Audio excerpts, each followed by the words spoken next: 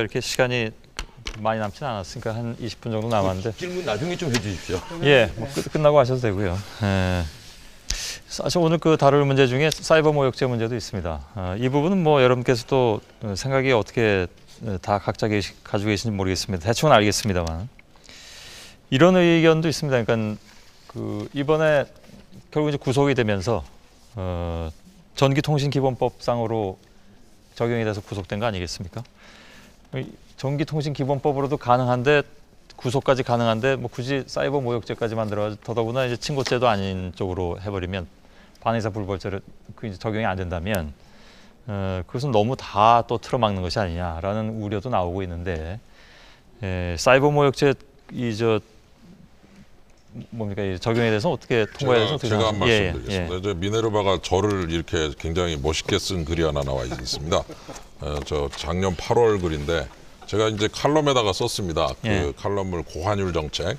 그래서 이제 나름대로 환율이 증가하면 고통이 있지만 또 수출이 늘어나고 말하자면 여행이 줄어들고 해서 경상수지가 좋아진다. 뭐 이런 얘기를 썼더니 미네르바가 이 또라이든 대가리에 든 사상이 의심스럽군. 이게 뭐 여기서 인용해도 되는지 모르겠지만 이미 하셨습니다. 예, 이미 했습니다. 예, 죄송합니다. 예. 그래서 이게 이걸 봤는데요. 이제 두 가지 느낌입니다. 첫 번째는 모르는 사람인데 모르는 사람이 나한테 대해서 이런 글을 그리고 이렇게 어떤 사람의 글을 이렇게 인용을 잘 안 했는데 이상하게 제 칼럼을 인용을 했는데 그래서 그거를 보고서 굉장히 화가 나고 두 번째는 어떤 느낌이냐면 저격을 당하는 느낌입니다. 그러니까 모르는 어떤 그 상대로부터 이렇게 당하는. 근데 이제 이렇게 되고 나서 결국 며칠 전에 이제 구속이 되는 걸 보면서 저 사람이었구나 하는 순간 솔직한 얘기로 조금 편안해지더라고요. 달라져요, 느낌이. 저분이 나를 이제 비판하려고. 그러니까 익명이라는 게 참 무섭다는 거죠. 이렇게. 그러니까 상대방을 모르는 사람이 나를 칭찬하면 기분 되게 좋은데 모르는 사람이 나를 이렇게 막 폄하를 하니까 굉장히 기분도 안 좋고 막 꿈에 나타나고 뭐 이런 식이죠. 말하자면은. 일단 사이버 모욕죄. 그러니까 저는 이제 그 부분, 즉 다시 말해서 이 가해자와 피해의 관계가 성립을 할 수 있다면 뭐 그 피해 받는 사람에게도 어떤 수단을 줘야 되지 않느냐. 그런 차원에서 모욕죄라고 하는 것이 하나의 수단이 될 수 있겠다. 그 경우에 모욕죄에서 가장 논란이 되는 부분이 이제 친고죄 부분이 아니라는 거는 그러니까 지금 예를 들어서 윤창현 교수께서 피해를 입으셨지만 윤 교수께서 직접 뭐 소송을 제기한다거나 하지 않더라도 바로 처벌이 가능한 그런 그거는 부분이잖아요. 이제 조금 더 논의를 해봐야 되겠죠. 중요한 것은 수단입니다. 그래서 사이버 상에서의 이런 부분에 대해서 피해가 발생한 최진실 씨도 마찬가지고 자살하신 분들도 있고 그럴 때 그런 것들을 어떻게 보느냐에 따라서는 방어 수단도 좀 줘야 돼. 공격 수단이 있잖아요. 이런 말들은 사실 당하는 사람 입장에서 피가 끓거든요. 그렇죠. 그런 의미를 좀 생각을 하면서 피해 입장도 생각을 하면서 얘기를 해야지 네가 왜 화를 내냐, 너 맞을 짓 하지 않았냐 이렇게 얘기하는 건 좀 너무하다는 거죠. 졸제 일방적으로 이렇게 당하면 뭐 기분 좋을 사람이 그거는 없죠. 좀 인정을 해달라는 얘기죠. 그럴 경우에 이제 현행 모욕죄에 해당하면 이제 고소를 하시면 사실상 거기에 이제 수사가 되고 나중에 이제 그것이 범죄 구속 요건에 해당된다고 판단하면 이제 처벌도 받겠죠. 근데 저도 윤창현 교수님 쓰신 글을 이제 봤습니다만은 뭐 윤 교수님의 입장에서 보면 대단히 이제 불쾌하고 이제 그런 것도 있겠는데 아마 그 말씀 하시기 전에 이제 신문 기사를 보니까는 화가 나셔서 포장마차로 달려가셔가지고 소주를 마셨는데 그 비용은 아직 보상을 못 받았다. 이제 소주 마셨다는 얘기는 안 쓰고요. 포장마차로 달려가셨다. 닭똥집 먹었습니다.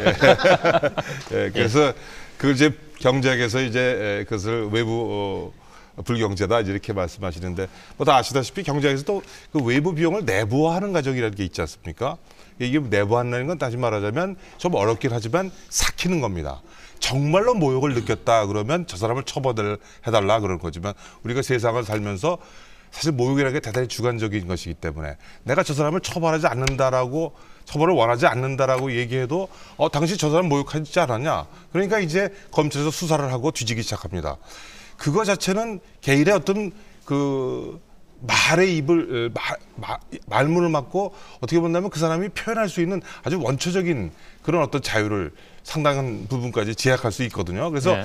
제가 보기에는 사이버 모욕죄라고 하는 것에 대한 물론 논란은 많지만 기존의 모욕죄로도 충분히 우리가 그런 어떤 형벌 효과를 기대할 수 있기 때문에 특히 그것이 친고죄의 형태가 아니라 고소가 없더라도 검찰이 직접 자기가 알아서 수사를 하게 된다 할 것 같으면 적어도 표현의 자유에서 상당 부분이 저는 위축을 받을 것이라고 그렇게 보는 거죠. 저도 그 교수님 말씀에 일정 부분 그 동의를 합니다. 지금 인터넷 공간에 사실 경기 규칙이 없지 않습니까? 그 우리가 사이버 공간에 경기 규칙을 처음 만들기도 전에 지금 그 자꾸 이제 그 이걸 규제하는 법만 자꾸 만들자 하는 것도 사실 무리가 있거든요. 근데 문제는 지금 사이버 공간이 이 사이버 모욕죄를 만들자는 주장이 일정 정도 호응을 받을 정도로 너무 문란해져 있는 겁니다. 너무 남의 권리를 침해를 하고 남의 사생활을 침해를 하고 남의 명예를 훼손하고 그리고 공익을 해야 하는 수많은 일들이 생기고 이것이 그 예컨대 우리 표현의 자유가 중요한 만큼 사실 그 타인의 권리를 침해서는 안 되거든요. 예. 그건 굉장히 중요한 문제입니다. 그런데